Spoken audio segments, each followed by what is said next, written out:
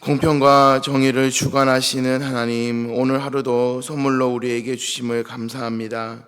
우리의 삶 가운데 때로는 모든 일들이 뜻대로 되지 않더라도 불평, 불만을 통해 주님의 영광을 가르는 행동을 하지 말게 하시고 중심을 보시는 하나님을 온전히 신뢰하며 구원의 은혜를 바라보며 살 수 있는 힘을 부어 주시옵소서. 나보다 남을 아끼게 대하며 겸손한 마음으로 섬길 수 있는 마음을 주시옵소서. 성령님의 능력을 믿음으로 의지하며 오늘 하루를 주님께 맡기며 나아갈 때 큰 은혜를 베풀어 주실 줄 믿사오며 예수님의 이름으로 기도합니다. 아멘. 사도행전 10장 34절부터 48절까지입니다. 사도행전 10장 34절부터 48절까지 교독하겠습니다.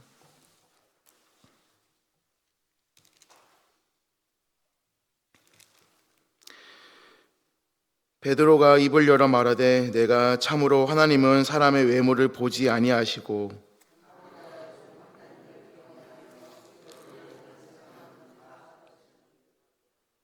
만유의 주 되신 예수 그리스도를 말미암아 화평의 복음을 전하사 이스라엘 자손들에게 보내신 말씀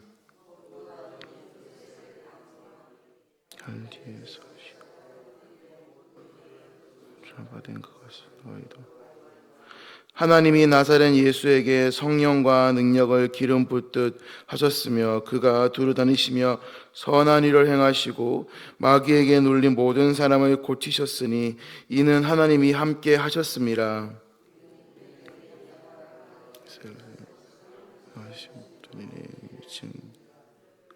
그래 나무에 달아 죽였어. 하나님이 사흘 만에 다시 살리사 나타내시되 택하신 증인 곧 죽은 자 가운데서 그를 모시고 우리에게 명하사 백성에게 전도하되 하나님이 살아있는 자와 죽은 자의 재판장으로 정하신 자가 곧 이 사람인 것을 증언하게 하셨고 모든 선지자도 그를 믿는 사람 그의 이름에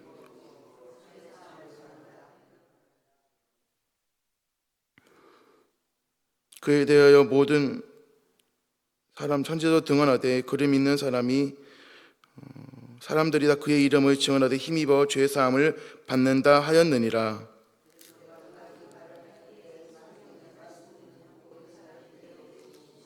베드로와 함께 온 할례 받은 신자들이 이방인들에게도 성령 부어 주심으로 말미암아 놀라니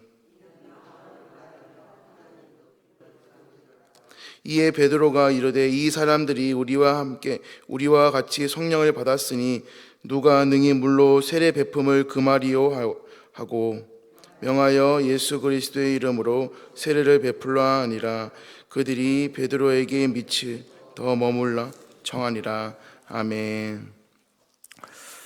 어제 이 베드로 이 10장 말씀에 이어서 본문에서는 이방인들에게도 성령이 임하신다, 또 성령이 충만하게 임재하신 장면을 오늘 계속적으로 10장을 마무리하면서 보여주게 됩니다. 더 이상 유대인들이나 이방인을 구분하지 않고 그들 사이에 장벽이 무너지면서 공평하신 하나님의 은혜가 임하신다라는 장면이 오늘 말씀 가운데 보여지게 됩니다. 유대인과 이방인들의 사이도 이 벽이 있었습니다. 유대인들은 이방인과 접촉하고 어떤 관계를 맺는 것이 이복으로 규정하고 가까이 하지 않았습니다. 스스로 정결하게 여겼다라고 하는 이방인들은 이방인들에게 다가가지는 않았지만은 고넬료의 사건을 통하여서 하나님께서는 이 유대인과 이방인 사이의 벽을 허물어 주셨습니다. 그리고 이 유대인이나 이방인들에게 모두 다 하나님의 자녀임을 정확하게 명확하게 말씀해 주시고 인정해 주셨습니다.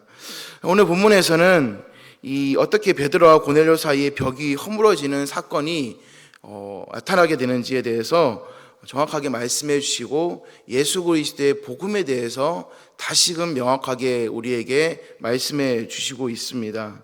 첫 번째는 무엇이냐면 이 편견이 사라지고 있습니다. 베드로는 하나님께서 보여주신 환상이나 성령님께서 고넬료 집에 들어갈 것을 명령하신 그 여러 가지 사실들에 대해서 하나님은 편견이 없으신 분에 대해서 다시금 말씀하고 있습니다. 본문 34절에 보시게 되면은 베드로가 입을 열어 말하되 내가 참으로 하나님은 외모를 보지 아니하신다 이렇게 말씀하십니다. 베드로가 고백한 하나님은 사람의 외모를 보지 아니하신다라는 뜻은 바로 이 하나님은 사람의 인종이나 어떤 가진 것, 지위로 판단하지 않으신다는 공평하신 분이시다라는 것을 뜻합니다. 그러기에 절대 차별 대우를 하지 않으시고 우리의 있는 모습 그대로를 받아주신다는 뜻을 말씀합니다. 두 번째로 복음이 선포됩니다. 베드로는 자신이 직접 경험한 예수님에 대해서 이 고넬료와 그의 가족들 그리고 친구들에게 그의 사람들에게 전했습니다. 이 유대인과 이방인 사이의 벽이 허물어지게 되자 이 복음, 아주 중요한 생명의 복음이 이방인들에게 선포됩니다. 39절과 40절 말씀에 유대인의 땅과 예루살렘에 그가 행하신 모든 일의 증인이라 말씀합니다. 그리고 그들 사이에 그들이 그를 그들의 나무에 달아 죽였으나 하나님이 사흘 만에 다시 살리셨다 이렇게 말씀합니다. 그리고 베드로는 자신이 예수님의 증인이라고 말씀합니다. 그리고 자신이 목격한 예수님은 하나님의 아들이시고 모든 죄인들의 구세주이시다라고 말씀합니다. 구원의 은혜는 복음 그 자체에 있는 것이지 복음 전하는 자에 있는 것이 아닙니다. 복음 전하는 자가 더 뜻이 높아지고 의가 나타나면 되지 않습니다. 마찬가지로 우리는 부족하더라도 경험한 복음의 신비로움을 잘 전할 수 있어야 됩니다. 복음의 그 놀라움, 복음의 그 가장 중요한 진리를 우리가 잘 전할 때 우리 하나님의 놀라운 십자가의 복음이 잘 전하게 될 줄 믿습니다. 세 번째로 성령께서 역사하셨다는 사건입니다. 베드로가 벽을 허무신 하나님의 그 깨닫고 이 이방인들에게 복음을 선포하자 이방인들에게 성령께서 임재하시고 또 방언을 말하게 됩니다. 45절과 46절 말씀에 보시게 되면은 베드로와 함께 온 할례 받은 신자들이 이방인들에게도 성령을 부어 주심으로 말미암아 논라니 이는 방언을 말하며 하나님을 높임을 들음이러라 이렇게 말씀합니다. 베드로가 자신의 사명인 복음 전파를 완수를 했습니다.